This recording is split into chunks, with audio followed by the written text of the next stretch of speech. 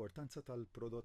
Il-Prim Ministru Robert Abela qal li l-Gvern għaddej b'ħidma biex tiddaħħal miżura ġdida l-ġenituri ta' trabi li jkunu jeħtieġu kura fl-MPICU biex dawn ikollhom lifa apposta tul iż-żmien li qattaw ma' wliedhom.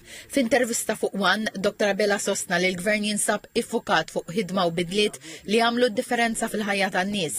Dr. Abela semma li kien dan il-Gvern ukoll li estenda l-lif għal dawk li għamlu l-IVF għal dawk li jaħdmu għal rashom. Ħabbar li t-tnejn se jtressaq abbozz ta' liġi fil-Parlament biex jagħti assigurazzjoni lil ħaddiema taċ-ċivil meta jispiċċaw b'sentenzi u danni ċivili fuq rashom għax kienu qed jaqdu dmirhom fil-kapaċità tal-kariga pubblika. Spjega li l-Istat se jibda jassumi r-responsabbiltà ċivili u jħallas danni ordnati mill-qorti li jinkludi sekwestri sakemm jinqata' l-każ. Dwar il-kundizzjonijiet tal-ħaddiema fiċ-ċivil, Dr. Abela qal li mill-ewwel ta' Mejju s'issa ġew iffirmati 11 ftehim kollettiv, fosthom wieħed tal-ħaddiema tal-Kummissjoni kontra l-Vjolenza Domestika u ieħor tal-Forzi Armati ta' Malta. Il-Prim Ministru qal li 12 sena ilu ma kienx jeżisti dritt li l-forzi dixxiplinati ikunu f'union. Qal li kien dan il-Gvern li bidder din il-liġi u bil-ftehim kollettiv se jieħdu 68 miljun euro f'pagi u magħhom 25 miljun euro li jingħataw il-ħaddiema taċ-ċivil.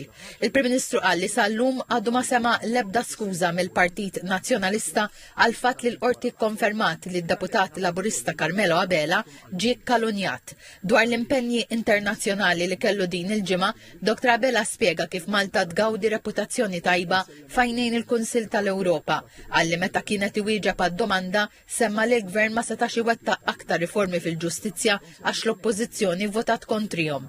Dwar ir-rwol ta' Malta f'dawn ix-xhur fil-Presidenza tal-Kunsill tal-Ewropa, il-Prim Ministru qal li sa ftit żmien ilu l-Oppożizzjoni kienet tattakka lill-Gvern fuq ir-rappreżentanza ta' Malta fora barranin u qal li min-naħa l-oħra fl-aħħar xhur Malta ġiet fdata bil-Kunsill tas-Sigurtà tan-Nazzjonijiet Magħquda, l-OSCE u issa tal-Kunsill tal-Ewropa.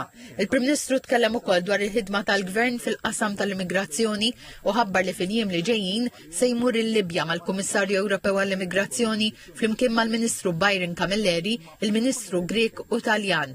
Għalli l-ħidma strateġika tal-Malta fil-qasam sabet l-appoġġ tal-President tal-Kummissjoni Ewropea b'mod partikolari fuq il-politika tar-ritorn tal-immigranti lejn il-pajjiż tal-oriġini tagħhom. Fl-isfond ta' dik li sejjaħ konfużjoni u instabilità fl-Oppożizzjoni Nazzjonalista, il-Prim Ministru qal li r-responsabilità fuq il-Gvern Laburista kibret mill-ġdid fuq spaltu għax skontu hu l-uniku moviment li jista' jibqa' miexi b'mod stabbli u iffukat sabiex ikompli jtejjeb il-kwalità tal-ħajja tan-nies għal ġid tal-Maltin.